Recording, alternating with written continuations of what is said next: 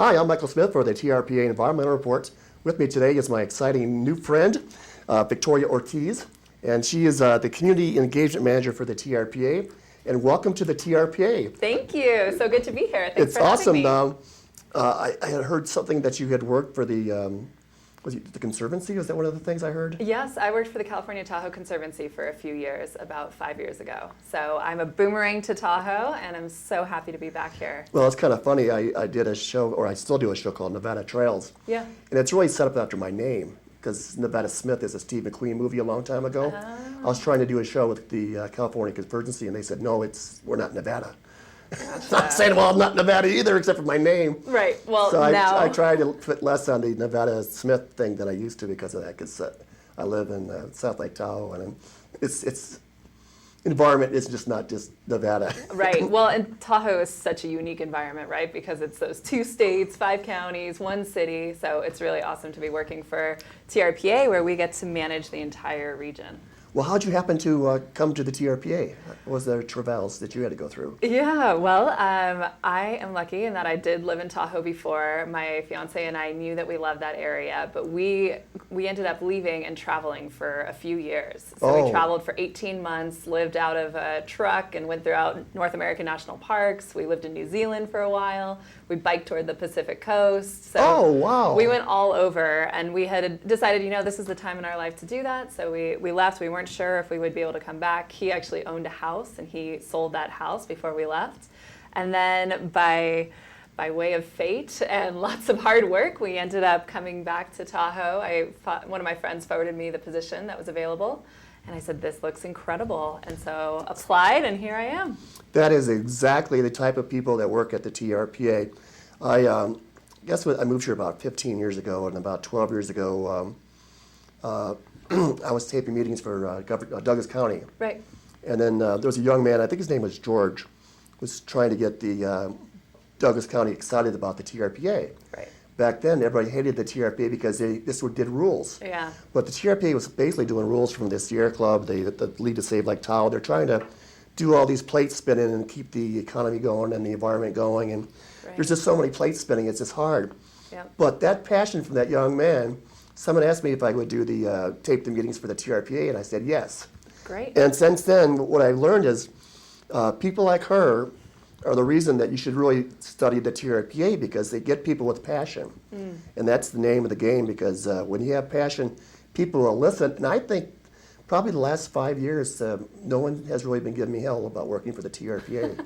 I've noticed that too. It seems like there's a bit of a switch going on, and I'm really glad to see that, because what I'm going to be doing, I'm going to be running our social media, and I'm going to be highlighting our hashtag Team TRPA. So we're trying to just show that everybody who works there brings incredible expertise and skill, as well as a lot of involvement in the community. So we have people who are volunteering for SOS outreach. We even have a city council member who works for TRPA. I mean, there's so many different people who are engaging in the community in addition to their jobs. And I think that's what makes it one of the best places to work in the basin. Well, I know you're probably buried. I'm so glad you were able to get away from your job to be here. What items did you pick up as for your job right now that you can talk about? I know you probably have stuff you're distant planning, but what is your actual things on the burner right now?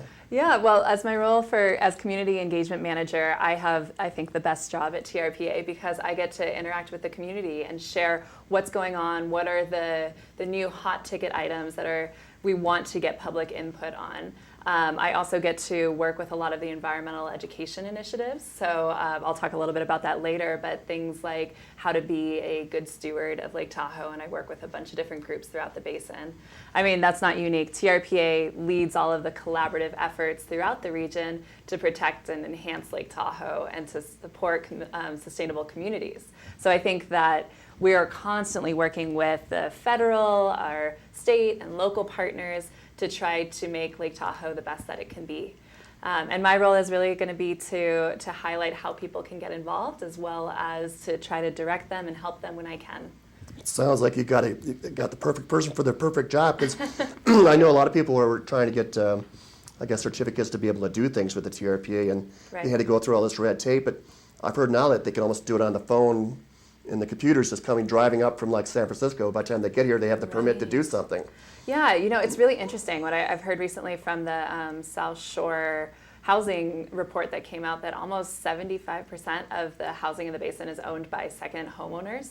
And so I think that having more online resources is a really good way for people to be able to get those permits for an addition, or if they want to do their BMPs, best management practices. Excellent. How do they do that? And LakeTahoeinfo.org is a really good place to start. You can actually find out a lot of information about your own parcel. Well, that's perfect. And so that's a good place. If you're wondering like, hey, I'm interested in doing something, go to www.laketahoeinfo.org.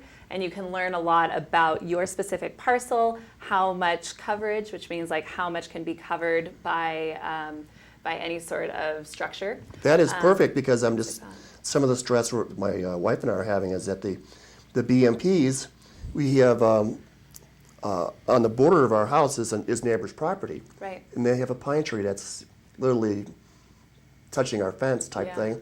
And we need to have permission to get it chopped down. And just those little things, that the red tape, we don't know how to do it without, and the property, that they're not even around. Right. They're owned by somebody that we don't know how to get a hold of. Right. It's just a lot. It is a lot. And so, again, on Lake Tahoe info, I'm not certain, but you might be able to find out if there's any sort of contact info for your neighbor. That would be great. I'm not completely certain on that, so you'd have to check. But it is a really great way. If you have a tree that's over 14 inches in diameter, that's something that would require a permit to cut down. So again, for something like that, you could either call TRPA and they'll walk you through the process. But oftentimes we have a forester who will actually go out there, and in addition to checking out that one tree, we'll check out the property and see like, hey, this would be a good one to cut down to really encourage a healthy forest, not just in your property, but around the entire area. Oh, I agree. The forest persons are really pretty sharp at the TRPA. Oh, yes, definitely. The challenge here was that it's not our tree, it's somebody else's tree. Right. But if we could contact them, because I've met them a couple times. Yeah. And they're just coming up for speculative building to build a house in the future. Right. But we don't know how to get a hold of them, so that might be great. It might be a good way. I mean, again, if they come to visit next time too, that might be where you say, hey, here's the process. I've already found out this is what you need to do. Let me know if I can support you in that. And of course, the staff at TRPA are happy to help. I like this a lot. Yeah, absolutely. She's the right person to talk to. And your contact information is, we got you? Sure. It's so my name is Victoria Ortiz. It's Ortiz, ORTIZ, at trpa.org. Perfect. Now let's go into some of the items you got going on. Absolutely. Well, this year is a really important year for TRPA, the Tahoe Regional Planning Agency, because it is our 50th anniversary. So if it's okay with you, Michael, I'd love to give a little bit of background. I just wanted to turn you TRPA. loose, because I know you got a full plate, so we got a little bit of time left. Let's go ahead and do it. Perfect. Okay, so I guess I always like to start with, in the early 1960s, we saw this period of huge development in the Tahoe Basin. And this was, 1960 is when we had the Olympics, Winter Olympics in Squaw Valley. Mm-hmm. And I think because it was televised, the whole world was able to look at this area and go, wow, where is that? I mean, it's the same sort of reaction that I still get every time I come over the hill and look at the lake. I think, look at those forests, look at the meadow, and of course the lake. So I get really excited about it, and I know that everyone else around the world also got very excited. And so people started to want to build in Lake Tahoe, and all of a sudden there was a huge demand for homes. And originally, people actually planned for a city the size of San Francisco in Lake Tahoe, which, if you can imagine what that would mean for Lake Tahoe now, it would be a completely different ecosystem, a completely different environment. So fortunately, a lot of the governors and some legislators from California and Nevada came together and said, hey, we need to do something about this. And so they created the Bi-State Compact, which was ratified by the U.S. Congress in 1969, and that created the Tahoe Regional Planning Agency as the first bi-state regulatory environmental planning agency in the nation. So it's a really, really special thing, and something that has certainly been a little bit controversial, because people do want to build when they can build, but we're trying to manage development along with the health and protection of the ecosystem. It's hard to do. It's hard to do. You know, but, it really is. Some of the history pictures with Ronald Reagan, was it Lexalt, Governor Lexalt? Exactly. Were just inspirational, because it's trying to get two states to merge together is very challenging still. It is, and that is a tricky thing. I mean, when you look at Lake Tahoe, there's a lot going on. As I said earlier, I mean, it's 5 counties, 2 states, 1 city. There's a lot of people who are really passionate and care a lot about Lake Tahoe. And the reason that the TRPA has such an important role is that they're able to oversee the whole thing and really lead this collaborative effort to promote sustainable communities while also protecting the environment. Excellent. And so we've done a lot of work there. We actually have things called environmental thresholds, which are things like air quality, water quality, scenic quality, that are meant to protect these resources. At the same time, there's a certain amount of development. There are things that you can do. So we are here to help walk people through that process. I know my neighbors were relatively new, and they spent so much money with the South Lake Tahoe planning people. They just didn't get the right information very fast. Right. So now he's still working because he came up to retire and he had to get a job because he spent too much money on trying to get his place. He wanted to put a second story on or move it, and it just took too long. So now things are streamlined, and that's what I'm very happy to be able to tell my neighbor, that now's the time to talk to TRPA rather than other people. Right. Well, and you know, one of the things that we are doing is trying to give the local jurisdictions more ability to handle some of those permits. And that differs jurisdiction by jurisdiction. So if you're in Washoe County or Douglas County, it'll be a little bit different from El Dorado or Placer. But it is something that I think we're really working closely with those jurisdictions to figure out how do we make sure that it does become more of a one-stop shop for X person, you know, Joe Blow, who walks up to an office and says, hey, I want to add a deck to my house. So he doesn't have to go to 2 or 3 different offices multiple And that's times. exactly what happened. He ended up getting a consultant and counselors, and I think they just took advantage of him. Yeah. And this way you can, because coverage is a hard thing, because a lot of times the rules kind of have changed. I don't know if the balconies are still considered coverage or not, but it seems like they're going back and forth on what coverage is, and gravel driveway versus the driveway where the concrete leaks, what do they call it, drains. Right. Yeah. The fancy word for it. Yep. But there's simple tricks you can do to have coverage when there's no coverage at the same time. You know what? I'm not super familiar with that part, but we could do a future show on that, and I could bring an expert. I think all that stuff is needed in my neighborhood, and but there's just little things that people need to know, and it sounds like you're getting up the information for people to find out at one shop. It's one-stop information source is what I'm trying to say. Right, and I think that LakeTahoeInfo.org is a really good place to start, because there you can find out how much coverage do I have, a little bit about like the history of the parcel, and we have things called IPE scores and Bailey scores depending on when your home was surveyed. And so that is helpful because that looks at the soil, looks at the incline of your property and all sorts of different factors, and basically determines where coverage can occur. Well, that's also another important point. My wife and I were worried about the BMPs because we want to get our house for the BMPs so we can do, be more confident on fire insurance. Yeah. We're worried if we're not BMP'd, we might not be. We might get hurt by the fire insurance things. Interesting. So is there people we could call and get help on the BMPs too? Absolutely. You can always call TRPA.org. Call TRPA. So if you look us up, www.trpa.org, it has the number there. You can call us anytime. We're also open to the public. So Monday, Wednesday, Thursday, Friday, you can come to the office and Excellent. ask any questions from 9 to 4. Excellent. So that's always a good way to, like, if you want to bring any plans or anything forward, we can look at that together. Excellent. That was just our little area of our little family what we're concerned about these days. Of course. And what you're talking about with those BMPs, the best management practices, what we've found is that the famed lake clarity, so Tahoe is famous in large regard because it's one of the deepest lakes in the world. It's also incredibly clear, so people can see down 70, 75 feet depending on the season. And so what we've found is a lot of that little sediment that is on roadways and comes off of your car when there's a storm and then it will wash off, that can get trapped in the water and become a suspended particle, and then it diminishes that clarity.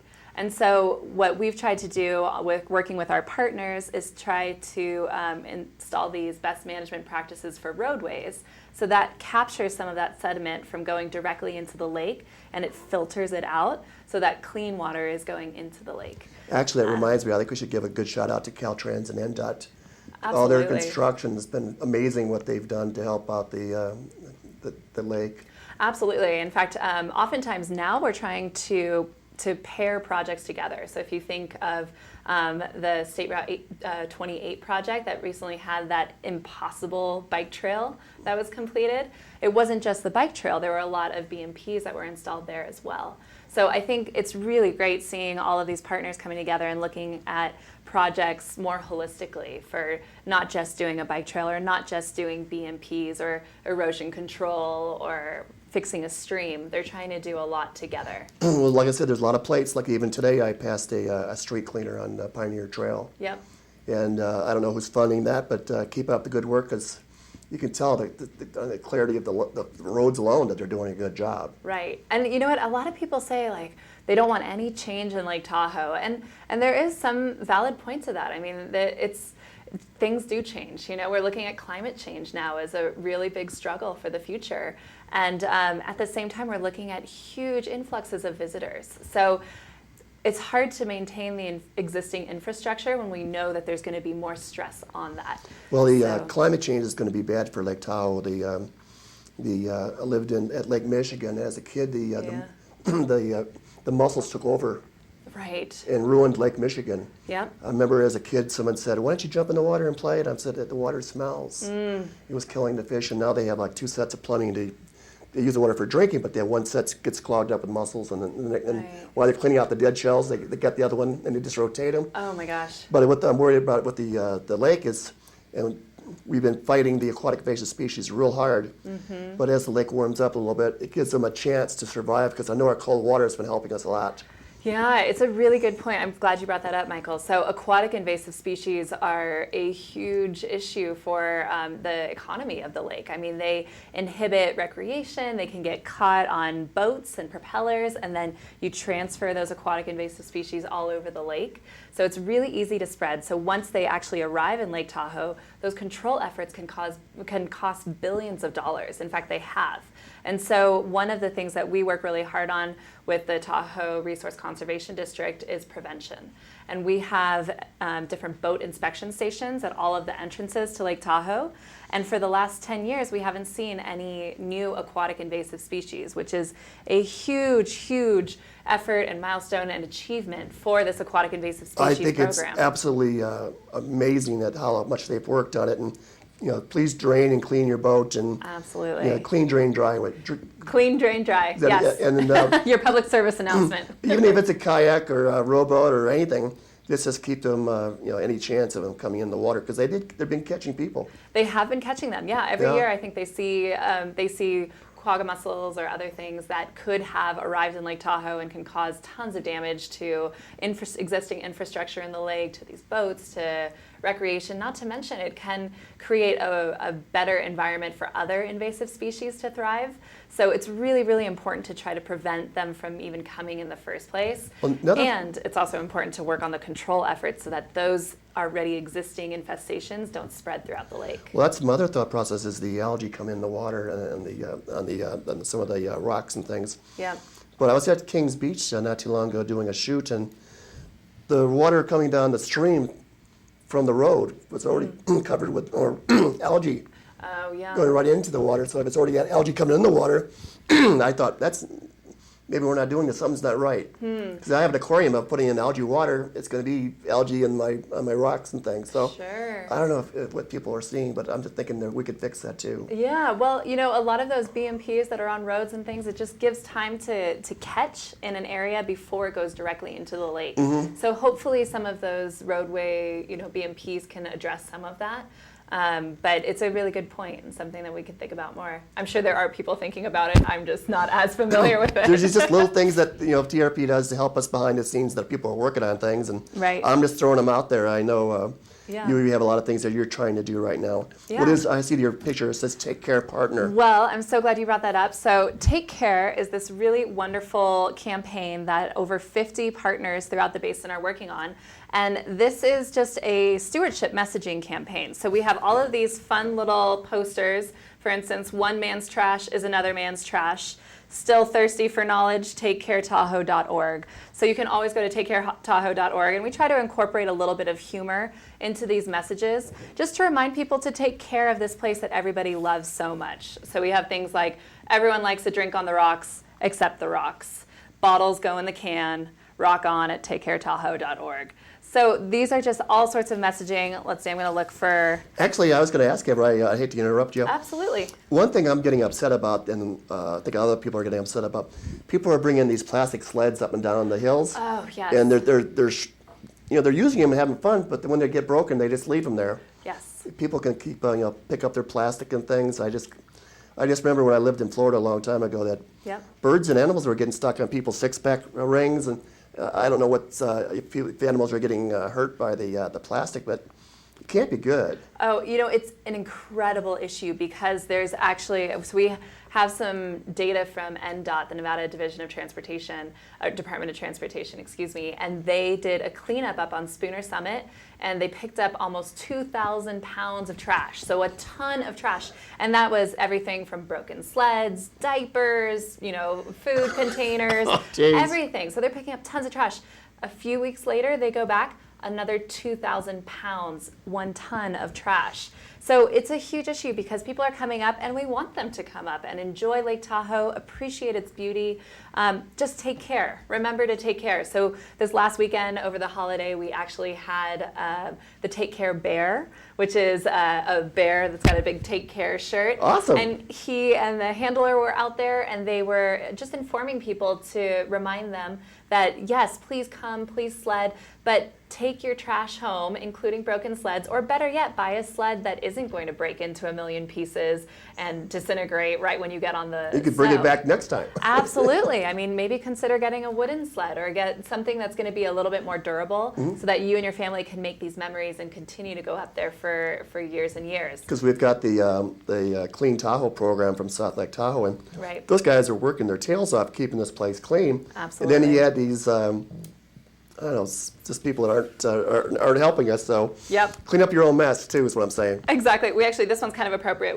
There's a better hiding spot for your garbage, the trash can.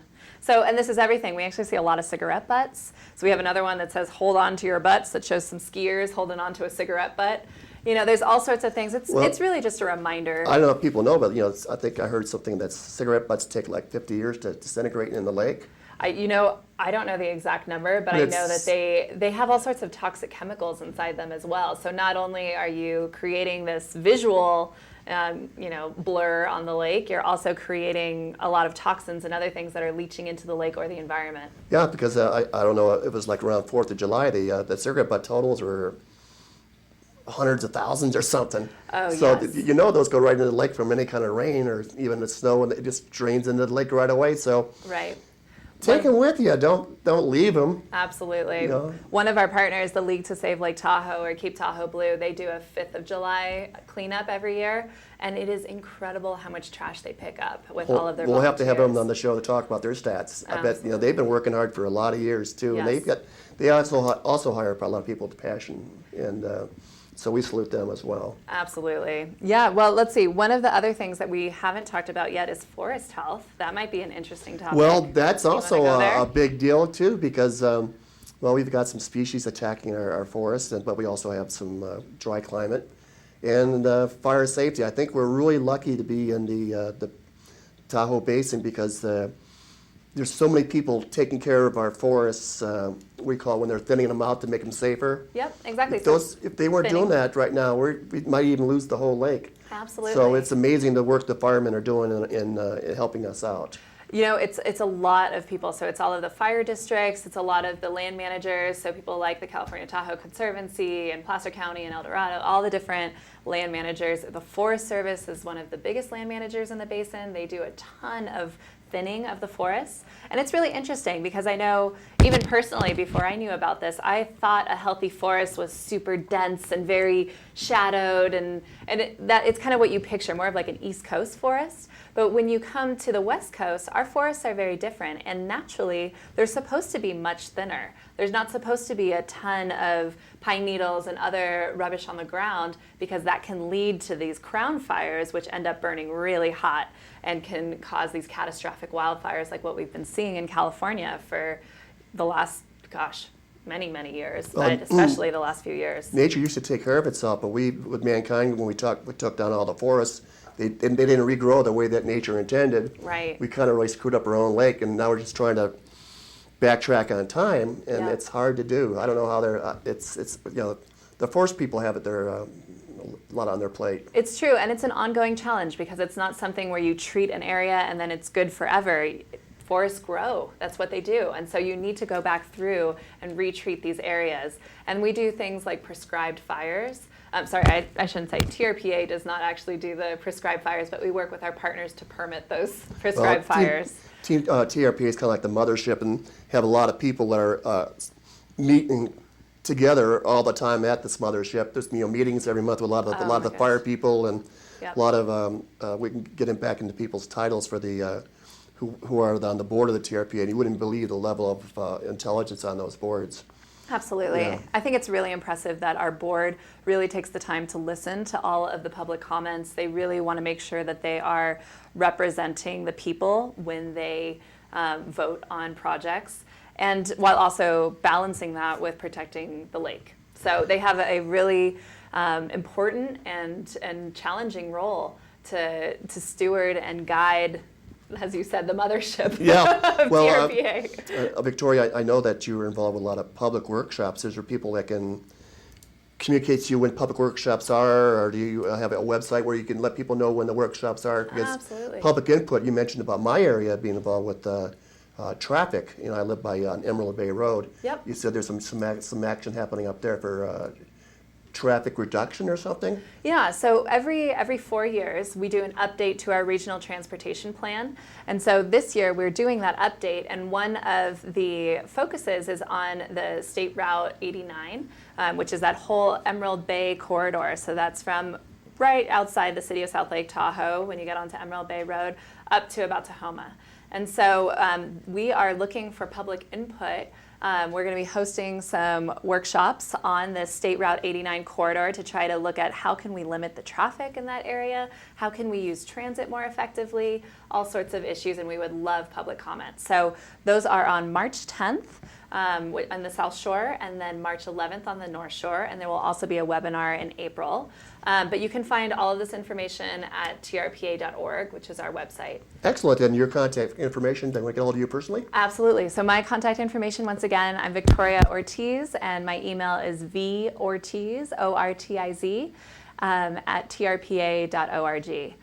And I should mention too, Michael, I'm bilingual, and one of the things that we would love to do is try to get our whole community involved in community planning. So si usted quiere venir a nuestros workshops, tenemos oportunidades en español también. Excellent. Yes. Well, thank you for being on TRPA Environmental Report. You're going to be a great host. Thank you. It's been My Michael pleasure. Smith reporting for the TRPA Environmental Report. Thank you very much. Thank you, Michael.